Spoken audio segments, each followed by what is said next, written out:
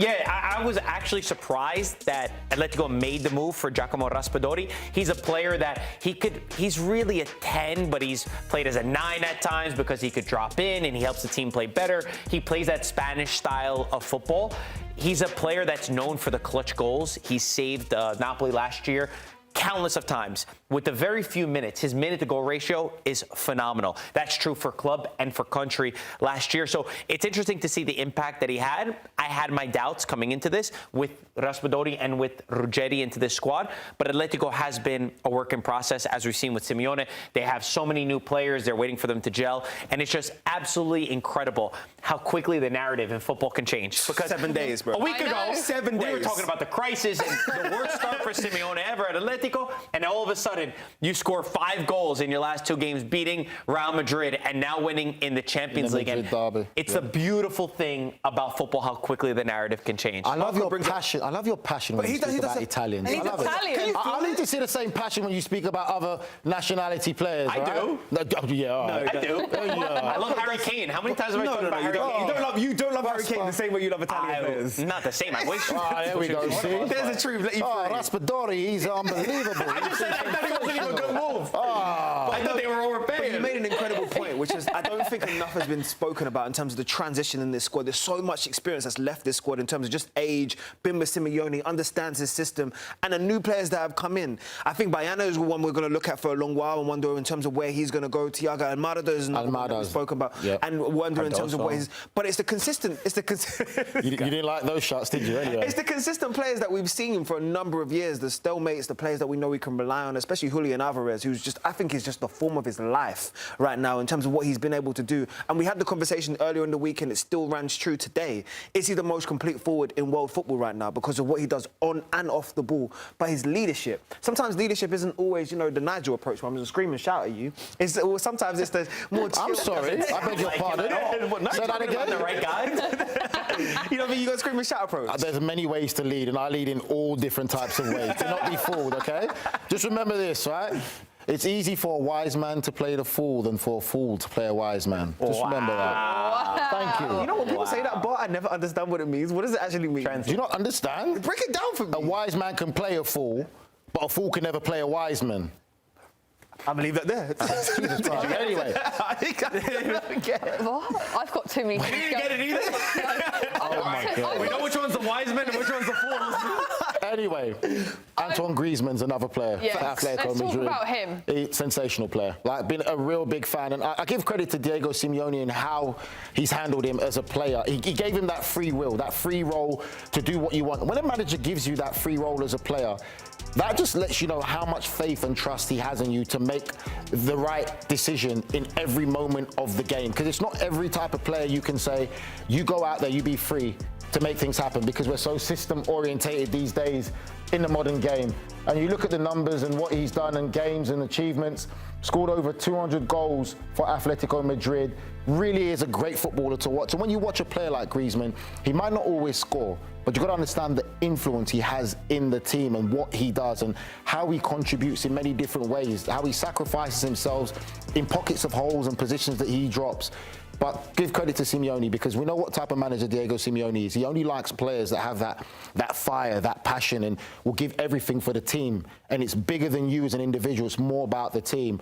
But to trust a player like Griezmann and let him do what he does, it's great to see. And I have to say that Thiago Almada now is probably the player that they're bringing in next to be the next Griezmann in the team that Simeone likes to build and put around these players. There's always a question around Atletico Madrid is if they can all stay healthy. Yes. You said that to me before. There's always players who are going in and out injured. If they could stay healthy, how much of a threat they'd be in the Liga and in the Champions League? They got all the qualities. They got all the aspects. You look at in terms of a manager on the sideline who's hungry, who's won trophies before, who knows in terms of what his style and his leadership is. Even though I would say there's an aspect of him in a transition right now because he's dealing with probably the best quality of attacking players that he's had in his squad for a long period of time. So he knows he has to unlock them.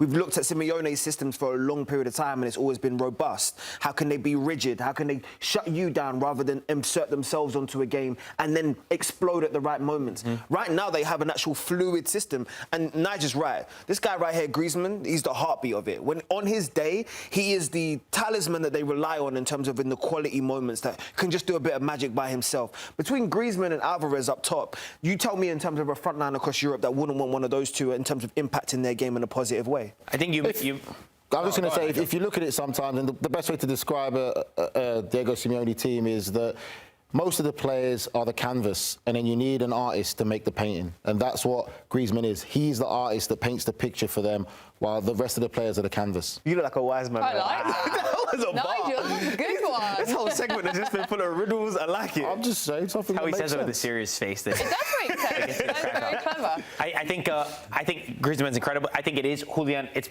becoming Julian Alvarez's team, though. He's the one that's got the keys to the castle, and he's just phenomenal at the way that he's taken this leadership role. He's had his issues with Simeone. Just 2 weeks ago, there was a moment where he gets subbed off early on in the match, and he sits on the bench, and he goes, "Oh, it's always me. It's always me that has to come off." And I always think a player like Julian Alvarez should be on the pitch for 90 minutes because he's got this relentlessness that he always wants to go and score goals. But I think Jaydee said it right, that maybe we're a little prisoners of the moment at this point because Atletico has spent 380 million over the last 2 years. So that comes expectations. That comes the fan base wanting to see you be more productive, especially in front of goal. They're a team that, of course, nobody wants to play against because of this fight and everything that we're talking about. But I need to see consistency from Atletico Madrid. Yep. Last year, they started the season in fantastic form.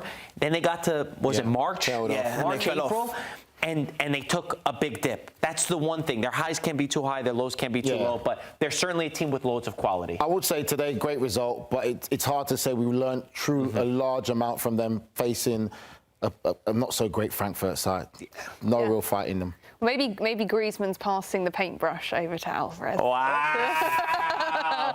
Hannah Cash. Couldn't read the graphics, but comes up with these lines. That's not bad. Concentrate on graphics. Let's move over to the other Madrid, because obviously they played in that huge Madrid derby, which Atleti were able to win 5-2. But today, Real Madrid took on Kairat Almaty, won 5-0, and Kylian Mbappe was able to get a hat-trick. So he has now got 60 goals in the Champions League, and he's the third in the list, the third least appearances to get to that number 60. I think Ronaldo and Messi are above him. I think we may be seeing a graphic soon. Forget about the graphics, but Hannah, take a break. Obviously, Mbappe, such a big part for this Real Madrid team. I just run out superlatives when it comes to Kylian. And you know what we was just talking about with Atleti now and Alvarez moving into that, I am the main focal point. Well, I think Xabi Alonso has been very open and honest in saying that this is the star of the show, and I'm going to build a system and a team that caters towards his strengths and who he is as an individual. But what I've seen in him this year, the goals are always going to come. That's almost like a staple point of his game, right? But what I've seen is an inner confidence in understanding that I probably won't get subbed off. I would understand that the team is built towards me, and more importantly, I can go out and I'm being put in positions to be successful. And when you combine those three with the world-class talent that he has, you're going to get what you're seeing now, which is the goal-to-game ratio, which is just unheard of, and only in the upper echelons of your Ronaldo, Messi, and Haalands. I would like to get Nigel's opinion on Vini being the captain. You were a captain, you understand it. It was probably a statement today? It's a statement. I think it's a bit of gamesmanship by Xabi Alonso. We've heard so many different situations and scenarios with himself and Vini early on in the season. Vini didn't play, came on as a sub, had an impact in the game in La Liga. Said some words which were probably directed at Xabi Alonso, and there's a bit of a tense relationship there. So it's quite interesting that he picked Vinicius Jr. to be captain today when you've got the likes of Courtois and other players that could have been picked ahead of him. And even when you watch the team huddle before, it was Courtois that was giving the team talk and being very vocal. So I think he's trying to get Vinicius Jr. on side. Everything being said, I don't personally feel that Xabi Alonso knows his best starting lineup for Real Madrid yet. But Kylian Mbappe is doing the job. He is the main man. I would say now this Madrid side has become Kylian Mbappe, because when you used to say Real Madrid, you would have said Vinicius Jr. But now I would say the reality of it is this is Kylian Mbappe's team. And Vinicius Jr. right now, where his future lies, we don't know. And I think that Xabi Alonso is trying to mend the relationship or make things right. But he's got some big decisions to make, as Jude Bellingham's back now. Rodrigo came on the game today and made a big impact in his performance. He has a lot of egos and a lot of top-class players. that he has to find a way to manage and make them all still feel part of this.